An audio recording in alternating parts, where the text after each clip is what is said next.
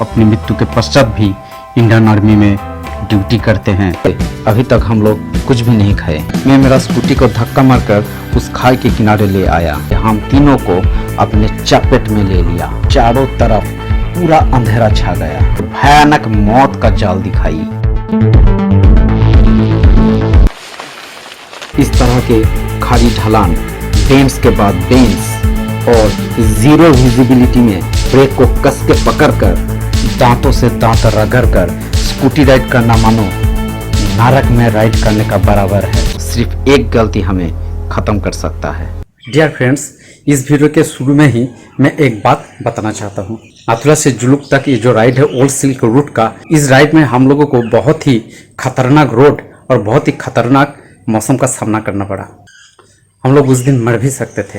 लेकिन मैंने इस वीडियो के पहले ये बताना चाहता हूँ कि उस टाइम का, उस पल का, उस खतरनाक मोमेंट का कोई वीडियो या कोई इमेजेस मेरे पास नहीं है, क्योंकि मेरे पास कोई एक्शन कैम अभी तक नहीं है। लेकिन मैंने उस टाइम का, उस खतरनाक मोमेंट का स्टोरी बताया इस वीडियो में। और वो स्टोरी बताने के लिए मैंने जो जो इमेजेस यूज़ किए हैं वो इमेज उसी दिन का ही है और उसी रूट का ही है, लेकिन उस टाइम का, उस मोमेंट का नहीं है, उस मोमेंट से थोड़ी पहले का है। तो ये बात सुनकर अगर आप लोगों में से कोई अब ये वीडियो नहीं देखना चाहते हैं तो आप यहाँ पर ही क्विट कर सकते हैं। ये वीडियो आप यहाँ पर ही स्टॉप कर सकते हैं, ठीक है। फिर भी अगर कोई ये वीडियो देखना चाहते हैं कि हम लोग कैसे उस मोमेंट को, उस खतरनाक टाइम को, उस खतरनाक मोमेंट को कैसे हम लोग मुकाबला किया, ये अगर जानना चाहते हैं तो इस वीडियो को अंत तक देखें। और ऐसे भी हो सकता है कि आप लोगों में से बहुत सारे लोग इन फ्यूचर उस रूट पर जाएंगे। तो अगर आप लोग जानना चाहते हैं कि किस तरह के वेदर हो सकता है, ऐसा नहीं कि हर वक्त ऐसा ही होता है, किस तरह के वेदर हो सकता है, ये अगर जानना चाहते हैं और वो वेदर कितना खतरनाक हो सकता है, ये अगर जानना चाहते हैं तो इस वीडियो को अंत तक देखें, ठीक है ना। So thank you very much और शुरू करते हैं इस वीडियो को।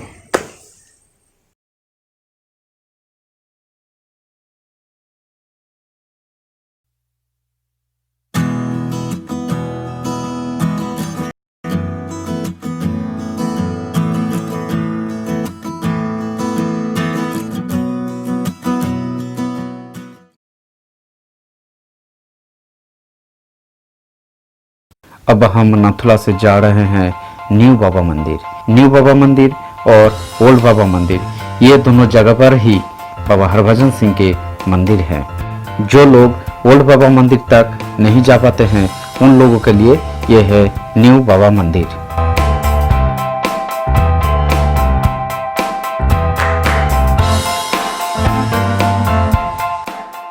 हम लोग 4 बजे के करीब न्यू बाबा मंदिर पहुंचे। बाबा हरभजन सिंह एक ऐसा सोल्जर जो अपनी मृत्यु के पश्चात भी इंडियन आर्मी में ड्यूटी करते हैं, जिन्हें सैलरी और छुट्टी मिलती है।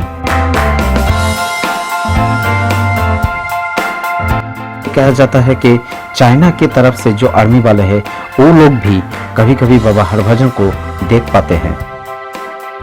वो श्रद्धालु के मनोकामना पूरी करती हैं। पिछली वीडियो में मैंने बताया कि नाथुला पर मुझे उनका एहसास हुआ और उनका हेल्प मिला। हरभजन सिंह को आर्मी वालों ने बहुत पूजते हैं और उनको बहुत मानते भी हैं और उनको बाबा हरभजन सिंह के नाम से बुलाते हैं। जैसे नाथुला जाने के लिए स्पेशल परमिट चाहिए, वैसे ही ओल्ड बाबा मंदिर जाने के लिए भी स्पेशल परमिट चाहिए। हम अब बाबा के मंदिर से निकल आए। हमें आज जुलूक पहुंचना है। हमारे लिए बहुत ही डेंजरस हेयरपिन बेंड्स अब वेट कर रहे हैं। हमें तब ये पता नहीं था कि कितना खतरनाक रोड और कितना भयंकर नेचर हमारे लिए वेट कर रहे हैं। इसके बाद हमें जो रोड मिला उस रोड का 90% जगह वीरान था। अभी हम एक रूखे सूखे इलाके से गुजर रहे हैं। चारों तरफ देखकर लग रहा है कि ये एक डेजर्ट है।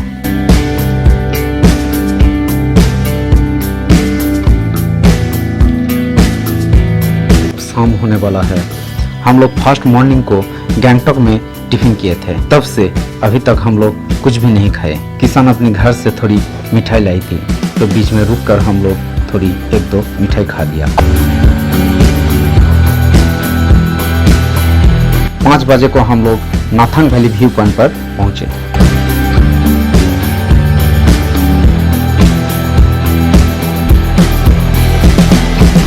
नाथांग वैली व्यू पॉइंट से थोड़ी देर जाकर रास्ते के बाएं तरफ एक छोटी सी जमीन का टुकड़ा मिला जहां पर घास बिछाए हुए थे और वो जमीन का टुकड़ा एक खाई पर जाकर समाप्त होते हैं। उस खाई के नीचे है एक बहुत बड़ा जंगल।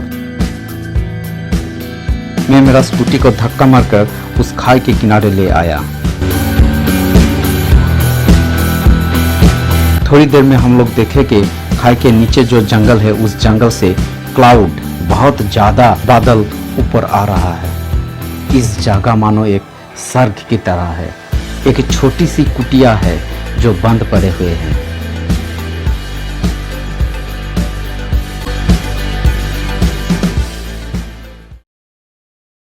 अभी ठंड बहुत बढ़ गया है और धीरे धीरे महल डरावना होते जा रहे हैं। नीचे से जो क्लाउड ऊपर आ रहा है वो क्लाउड देखते ही देखते धीरे धीरे हम तीनों को अपने चपेट में ले लिया। हम लोग उस क्लाउड में पूरी तरह डूब गए और देखते ही देखते चारों तरफ पूरा अंधेरा छा गया।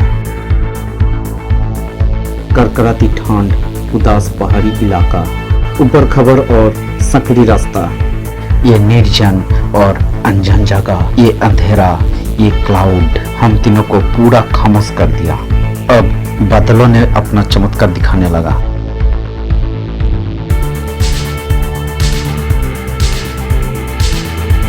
इस दिन के दौरान हम लोगों को बाइक और स्कूटर का हेडलाइट चालू करना पड़ा। फिर भी कुछ नजर नहीं आ रहा है क्योंकि बादल बहुत बहुत बहुत ज्यादा डीप। प्रकृति देवी ने एक बार बादल को हटा दी और हमें उस सड़क पर भयानक मौत का जाल दिखाई।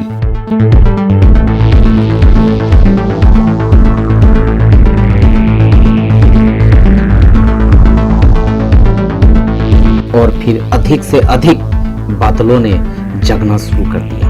वो सब अभी तक नींद में थे और लग रहा है कि वो सभी मानो रसातल से उठ रहे हैं। मैं ठंड में कपते हुए उन लोगों का तस्वीर ले रहा हूँ और इसलिए ये सब फोटो थोड़ी हेजी हो गया। जोरदार बारिश होने लगी। हम अभी स्वेटर और जैकेट के ऊपर अपने अपने रेनकोट पहन रहे हैं। किसान ने मेरे स्कूटी में पेट्रोल डाल रहे हैं। आंटी रेनकोट পরতে গিয়ে হাঁপিয়ে গেলাম।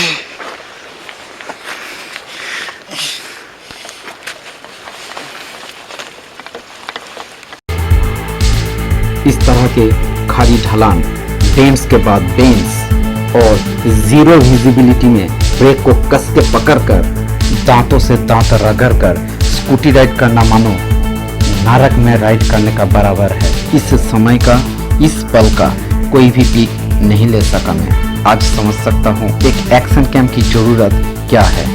कुछ भी नजर में नहीं आ रहा है। मैंने केवल सुमन के बाइक के टेल लैंप देखकर बहुत ही धीरे धीरे आगे बढ़ रहा हूँ। हमारे सामने विजिबिलिटी है मैक्सिमम 10 फीट। चारों तरफ डीप डार्कनेस और बारिश और हम लोग बादल से लपटे हुए हैं।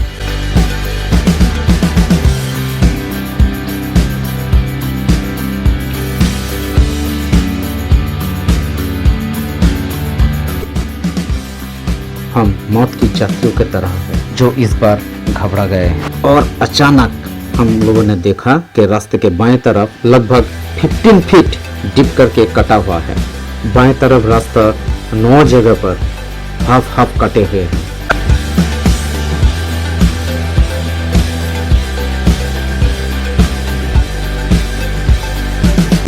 ऐसे बताने का वजह आप लोगों को भयभीत नहीं करना है या भय के वातावरण बनाना नहीं है, बट फैक्ट इज फैक्ट। हम दिनों के अलावा कोई भी नहीं समझ सकता है, कोई भी नहीं सोच सकता है कि ये पल कैसा है। मैं इतना उत्तेजित होकर स्कूटी राइड कर रहा हूँ कि मुझे कुछ भी आवाज नहीं सुनाई दे रहा है। मैं अपना स्कूटी का आवाज भी नहीं सुन पा रहा हूँ। केवल मेरा सांसों का आवाज हेलमेट के वाइजर से टकरा कर मेरे कानों में आ रहा है।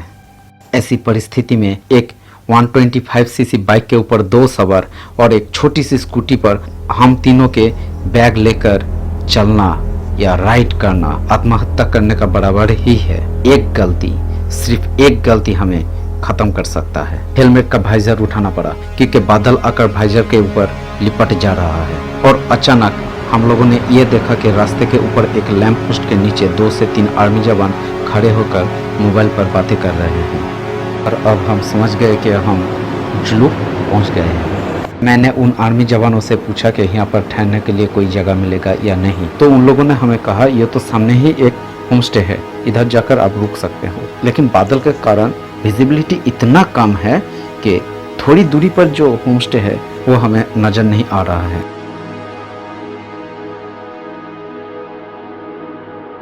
और उधर जाकर हम लोगों ने एक रूम बुक की।